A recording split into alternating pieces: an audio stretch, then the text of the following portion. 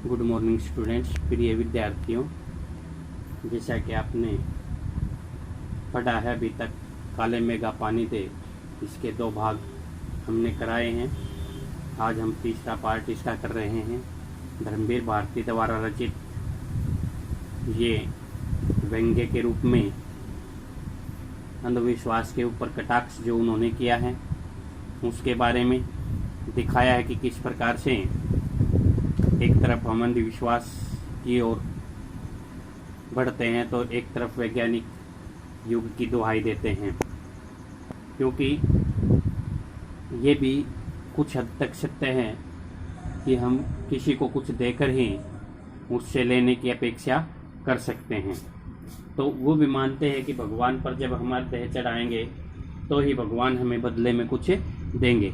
तो इसी कारण से इस पाठ को कहा गया है कि काले मेघा पानी दे। जब जेठ और आषाढ़ के महीने में पानी के लिए चारों तरफ त्राही त्राही मच जाती है, तब जो गांव की मेंढक मंडली इंद्र सेना के नाम से जो प्रसिद्ध है, अपने आप को मानती है, वो नंग धड़ंग होकर के गलियों में निकल पड़ती हैं कीचड़ से लथपथ। और लोगों का मानना है कि जब हम इन पे पानी डालेंगे तो अवश्य ही इंद्रदेव खुश होकर के वर्षा करेंगे। क्योंकि आज के वैज्ञानिक युग में हम भारतवासी वर्षा के देवता जो इंद्र हैं उसको याद करते हैं और उससे हम प्रार्थना करते हैं कि वे वर्षा करें। तो इस प्रकार से जो गांव की औरतें, घरों में जो औरतें हैं, वो सहेज कर रखा गया पानी इन मेंढक मंडली पर खुशी खुशी डाल देती है, पानी बाल्टी भर भर के, मटका भर भर के। क्योंकि गलियों में वे जय जयकार लगाते हैं, गंगा मैया की जय और इंद्रदेव की जय जयकार करते हैं। पानी दे मैया, इंद्र सेना आई है, इस प्रकार के जयकारे जो किसी भी मकान के सामने रुक कर वे करते हैं।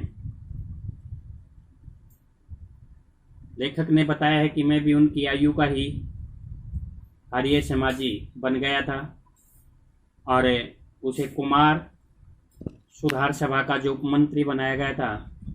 इस कारण से वह अंधविश्वास और पाखंडों का विरोध करते रहते थे।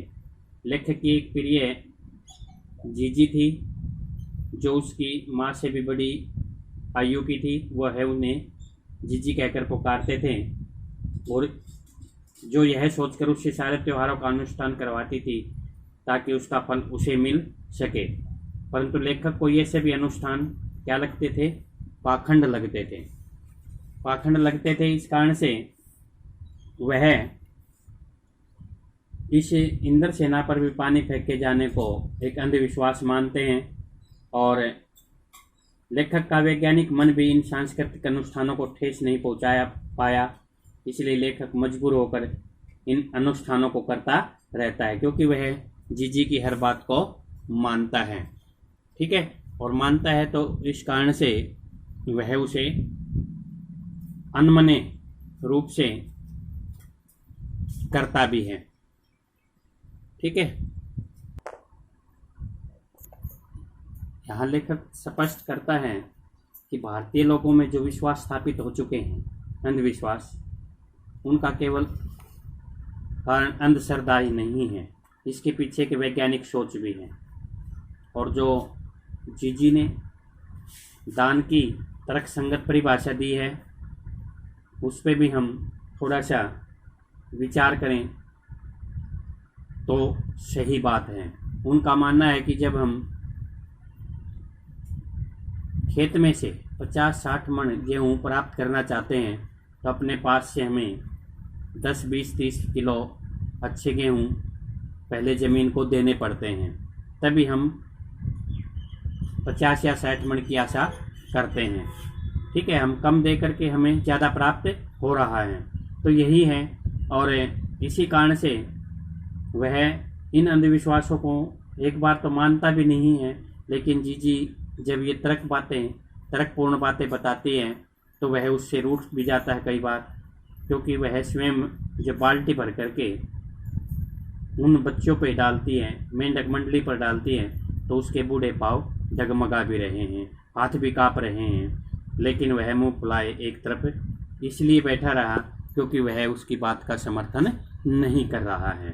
तो बेटा अभी उसने माना है कि भाई उसको बार बार मनाने की कोशिश करती है वो कि देख भैया रूठ मत, मेरी बात सुन, यह अंधविश्वास नहीं है।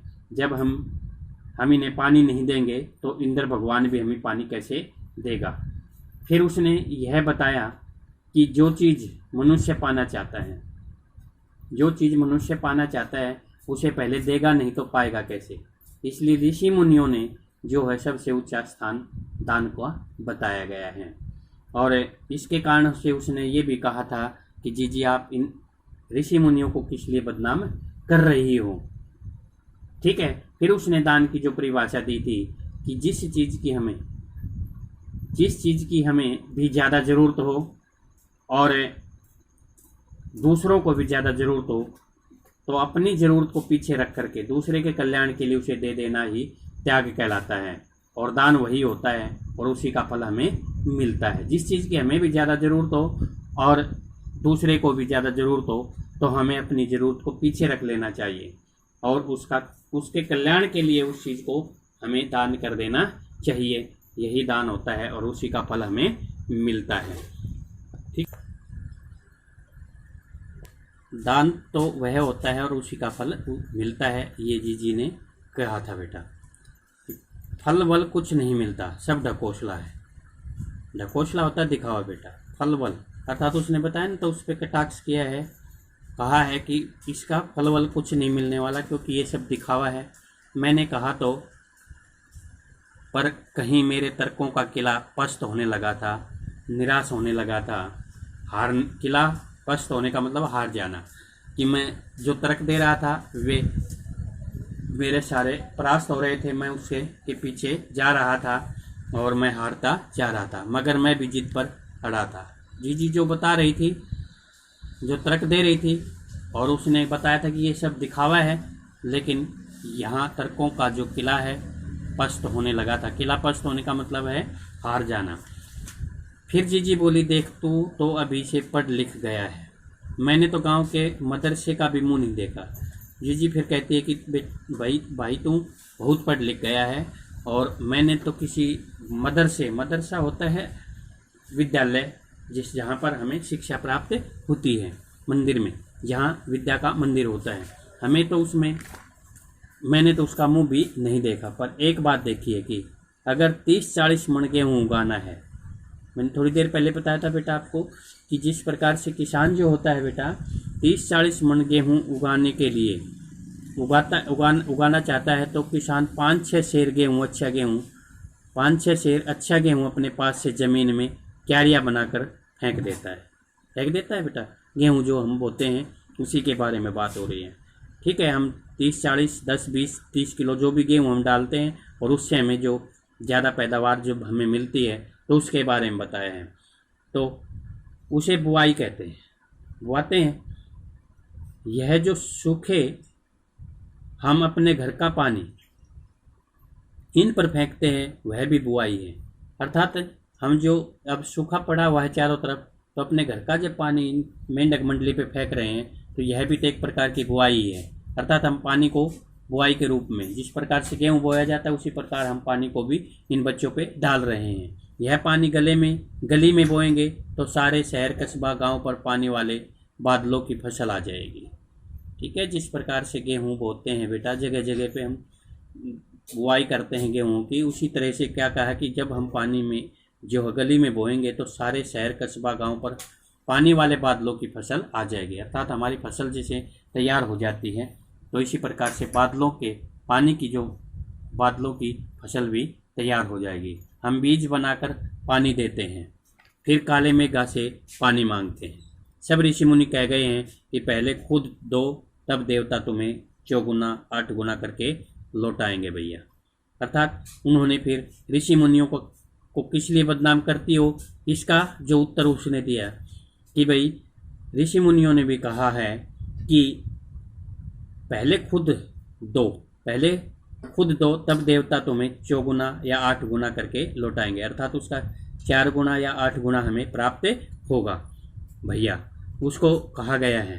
ठीक है, तो उसने कहा है कि हम पानी इनको देंगे, पानी हम बोएंगे, पानी हम गली मोहल्ले में डालेंगे, तो ही इंद्र देवता जो है बादलों की बादल वर्षा के रूप में बादल बनकर हमारे पास आएंगे, हमें पानी देंगे। यह तो हर आदमी का आचरण है, ठीक है, व्यवहार है, जिससे सबका आचरण बनता है। अर्थात ये तो एक प्रकार से सबकी एक अच्छी तरह से पूजा लगा लीजिए, एक अच्छी तरह से व्यवहार लगा लीजिए, जिससे सबका भला होगा। यथा राजा तथा प्रजा, अर्थात जैसा राजा होगा वैसी ही प्रजा होगी। सिर्फ यही सच नहीं है, अर्थात यही सच नहीं है, सच यह है कि यथा राजा तथा प्रजा, अर्थात यथा राजा तथा प्रजा। और यहाँ क्या कहा गया है, यह सच नहीं है। उसने माना कि जैसा राजा होगा वैसी प्रजा, यह सच नहीं है। सच क्या है कि जैसी प्रजा चाहेगी राजा को वैसा बनना पड़ेगा। यही तो गांधी जी महाराज कहते हैं। गांधी जी महाराज ने कहा था कि हम राजा को बदल सकते हैं, अगर प्रजा सही हो, प्रजा सही होगी तो ही राजा को भी अपने अनुसार ढाल सकती है। यही तो गांधी जी महाराज कहते थे। जीजी का एक लड़का राष्ट्रीय आंदोलन में पुलिस की लाठी खा चुका था, तब से जीजी गांधी महाराज की बात अक्सर करने लगी थी। अर्थात गांधी जी महाराज के बारे में बताया कि जो जीजी है इस लेखक की, उसका एक लड़का जो है राष्ट्रीय आंदोलन में पुलिस की लाठी खा चुका था, अर्थात वह राष्ट्रीय आंदोलन में भाग लेकर के सक्रिय और पुलिस की मार झेल चुका था। तब से जीजी जो हो गांधी जी महाराज की बात अक्सर किया करते थे। तो इस प्रकार से इस गद्यांश में ये बताया है बेटा कि किस प्रकार से जो है हम जब किसी को कुछ थोड़ा बहुत दे करके ही उससे ज़्यादा पाने की आशा कर सकते हैं। जिस प्रकार से उसने उदाहरण दिया, किसान का भी दिया है बेटा, ठीक है, और एक दान का भी दिया है, और उसका कहा है कि भी हमें 8 गुना या 8 गुना करके लौटाएंगे। तो अर्थात हमें 4 गुना या 8 गुना हमें उसकी प्राप्ति होती है, और यही आदमी का एक आचरण उन्होंने माना है। ठीक है, तो इसका कहने का भाव ये है बेटा कि जब हम मेंढक मंडली को या किसको, इंद्र सेना जो अपने आप को मानती है नंग धड़ंग बच्चे, उसको हम पानी देंगे ही तो तभी भगवान खुश होंगे, इंद्र देवता खुश होंगे, ठीक है, बादलों के मालिक खुश होंगे, और तभी हमें क्या मिलेगी, बरसात मिलेगी, अन्यथा नहीं मिलेगी। इसलिए वह पानी को इंद्र सेना पर डालने को उचित मानती है, और इसके लिए अनेक तर्क उसने जो दिए हैं वो जो है उसके आगे किसका बेटा, लेखक का जो तर्क है वो फैल होता हुआ, निराश होता हुआ, उदास होते हुए हमें दिखाई देते हैं। ठीक है बेटा, इन बातों को आज 50 से ज़्यादा बरस होने को आए, पर ज्यों का त्यों मन पर दर्ज है। इन बातों को आज 50 से ज़्यादा बरस होने को आए हैं, पर ज्यों की त्यों मन पर दर्ज है। क्या कहा है बेटा कि जो जीजी का एक लड़का राष्ट्रीय आंदोलन में जो पुलिस की लाठी खा चुका था, उस बारे में बताया है कि क्योंकि जब ये लेखक ने ये लिखा पाठ तो उस टाइम पे 50 वर्ष लगभग हो चुके थे, ठीक है, राष्ट्रीय आंदोलन को। तो उसमें गांधी जी के आंदोलनों में जो सहयोग दिया उनके एक लड़के ने, तो उसके कारण कहा है कि उसके ऊपर आज भी वो बातें, वो चीज़ें, वो जो उसके ऊपर कष्ट दिए गए, मुसीबत दी गई, जो भी उसके ऊपर पीड़ा आई उसके लड़के पे, उसके बारे में बताया कि आज से 50 वर्ष हो चुके हैं, पर मन पर ज्यों के त्यों वो दर्ज है, अर्थात छपे हुए हैं। कभी कभी कैसे कैसे संदर्भों में ये बातें मन को कचोट जाती हैं, कैसे कैसे संदर्भों में ये बातें मन को कचोटना माने मन को विचलित कर देना, ठीक है, मन को काटने लगती, कचोटने लगती है, ठीक है, मन को परेशान करने लगती है। अंग्रेज चले गए, पर क्या हम आज भी सच्चे अर्थों में आज़ाद हो पाए? उन्होंने बताया कि अंग्रेज चले गए हैं पर आज भी हम सच्चे अर्थों में आज़ाद नहीं हो पाए हैं। क्यों? क्योंकि आज भी हम उनके बहुत से नियमों को, आदर्शों को, कानूनों को आंखें बंद किए अपना रहे हैं। तो उसने बताया है कि किस प्रकार से कटाक्ष किए हैं कि जीजी ने भी ये माना है कि अंग्रेज हालांकि चले गए हैं, राष्ट्रीय आंदोलनों में भाग लेने के कारण कितने युवाओं ने, कितने नौजवानों ने, कितने महापुरुषों ने हमारे लिए जान खपाई है, लेकिन हमारा मन आज भी गुलाम है। ठीक है, तो इसीलिए ये लाइन कही है बेटा, अंग्रेज चले गए हैं पर क्या हम आज भी सच्चे अर्थों में आज़ाद हो पाए, अर्थात नहीं हो पाए हैं। क्या उनके रहन सहन, उनके रहने सहने की, उनकी संस्कृति से आज़ाद होकर अपने देश के संस्कारों को समझ पाए? हाँ, हो सकता है भी हम उनका रहन सहन हमने छोड़ दिया हो, उनकी तरह रहना सहना छोड़ दिया हो, उनकी संस्कृति को नहीं अपनाया हो, लेकिन हमारी जो मानसिकता है, मन से हम आज भी कैसे गुलाम हैं, क्योंकि अपने देश के संस्कारों को हम नहीं समझ पाए। हमारी जो भारतीय संस्कृति है उसको हम अपना नहीं सके हैं। ठीक है, क्योंकि वसुधैव कुटुंबकम जो हम अपने देश का सभी संसार के सभी लोग जो हैं हम एक परिवार समझते हैं, वो चीज़ें हम आज भी नहीं अपना पाए हैं, क्योंकि छोटे बड़े का, अपने पराये का जो भेदभाव आज भी हमारे अंदर छिपा हुआ है। हम आज देश के लिए करते क्या हैं? आज हम देश के लिए क्या कर रहे हैं? ये प्रश्न किया है। मांगे हर एक क्षेत्र में बड़ी बड़ी हैं, अर्थात हर एक क्षेत्र में मांगे जो हैं वो बढ़ रही हैं, पर त्याग का कहीं नामो निशान नहीं है। अर्थात मांगने का मतलब है कि मांगना अपने लिए या दूसरों के लिए भी।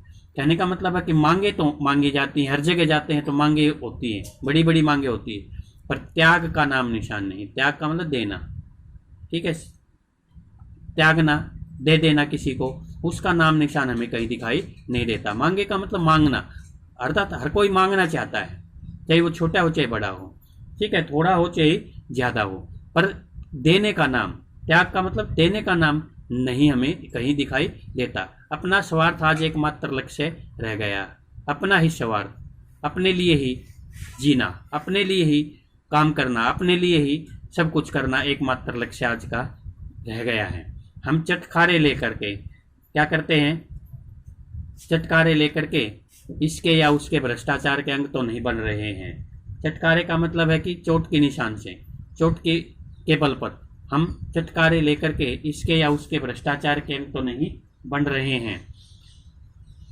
यही कारण है कि रोज हम पढ़ते हैं कि यह है हजारों करोड़ों की योजना, हजारों करोड़ की योजना जो आई हुई है, हमें कई बार ये पता ही नहीं चलता कि वो योजना कहाँ चली गई है।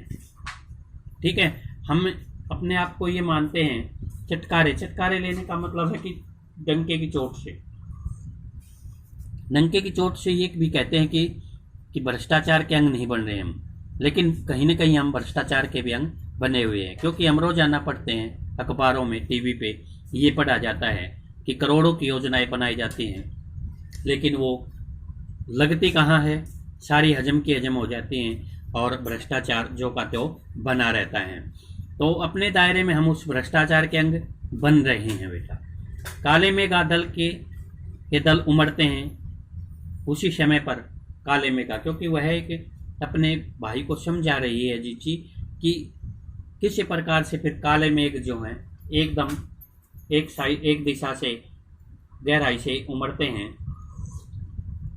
पानी झमाझम बरसता है पर गगरी फूटी की फूटी रह जाती है, बैल प्यासे के प्यासे रह जाते हैं। आखिर कब बदलेगी है स्थिति?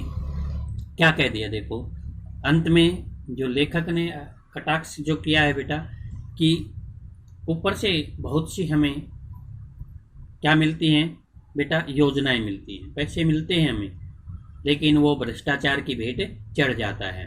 अर्थात जो बैल को पानी मिलना चाहिए वो गगरी फूटी की फूटी, गगरी फूटी रहेगी, उसमें चाहे कितना ही पानी डाल दे वो नहीं भरती है। तो इसी प्रकार से हमारे देश के जो भ्रष्टाचारी अधिकारी हैं, भ्रष्टाचारी जो लोग हैं, वे इनकी एक गगरी के समान वो फूटी हुई है, गगरी फूटी हुई है, और उसको चाहे कितना ही करोड़ों का चाहे लाखों का अरबों का खरबों का कितना ही अनुदान दे दें, उसकी योजना को दे दें उन्हें, लेकिन उनकी वो गगरी फूटी की फूटी रह जाती है। बैल प्यासे का मतलब है कि लोगों को उस चीज़ की सुविधा नहीं मिल पाती। जिस जिस आदमी को ज़रूरत होती है वो जो के त्यों निराश रह जाते हैं, उन तक वो पैसा नहीं पहुंच पाता है।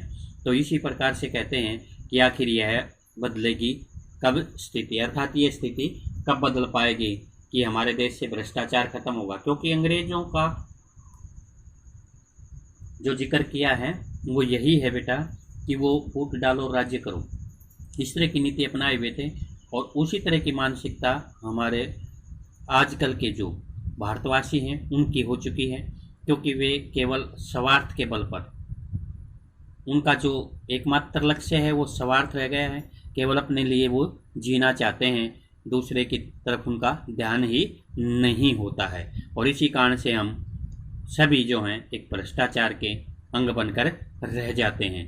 तो इस प्रकार से आपने बेटा ये चैप्टर पढ़ा, काले मेघा पानी दे, और इसके अंदर जो आपने अभी तक 4 प्रश्न लिखे हैं, अगला जो प्रश्न है वो बेटा नोट करें, लिखना है। इंद्रसेना सबसे पहले गंगा मैया की जय क्यों बोलती है? नदियों का भारतीय सामाजिक सांस्कृतिक परिवेश में क्या महत्व है? इंद्रसेना सबसे पहले गंगा मैया की जय क्यों बोलती है? और नदियों का भारतीय सामाजिक सांस्कृतिक परिवेश में क्या महत्व है? अगला जो प्रश्न है, रिश्तों से हमारी भावना शक्ति का बढ़ जाना। रिश्तों से हमारी भावना शक्ति का बढ़ जाना विश्वासों के जंगल में सत्य की राह खोजती, हमारी बुद्धि की शक्ति को कमजोर करती है। पाठ में जीजी के प्रति लेखक की जो भावना है, इस कथन के औचित्य की समीक्षा करनी है बेटा। ठीक है, इसमें आपने ये देखना कि रिश्तों से, क्योंकि जो भाई बहन का रिश्ता था उसमें जो भावना थी वो बट गई थी, क्योंकि भाई एक अंधविश्वास को समाप्त करना चाहता है, जबकि बहन अंधविश्वास का सहारा ले रही है। तो इस प्रकार से कहा गया है कि दोनों के अंदर जो भावना है उस शक्ति का बट गया है, लेकिन वो वहाँ पर रिश्तों की जो डोर है बेटा वो मजबूत है उनकी। इसी कारण से तर्क वितर्क में अंत में यही निष्कर्ष निकाला उन्होंने कि हमारे जो वैज्ञानिक युग में है ना, लोग समझ तो बहुत गए हैं, लेकिन हमारी जो मानसिकता है वो आज भी निम्न स्तर की, अंग्रेजों के अधीन जो थी, गुलामी की जो दास्ता को स्वीकार किए हुए थी, जो कि तो आज भी हमें दिखाई देती है। ठीक है बेटा, इस प्रकार से ये 2 प्रश्न आपको रफ कॉपी में नोट करने हैं, और एक छोटा सा प्रश्न आप एक और लिखेंगे बेटा, तीसरा, और वो है कि लेखक के मन में कौन कौन सी बातें, लेखक के मन को कौन कौन सी बातें कचोटती हैं। लेखक के मन को कौन कौन सी बातें कचोटती हैं, क्योंकि उसने अंत में कहा था ना कि ये बातें मन को कचोट जाती हैं, तो ये बातें कहा है कि लेखक के मन को कौन कौन सी बातें कचोटती हैं। ठीक है बेटा, ओके, थैंक यू बेटा।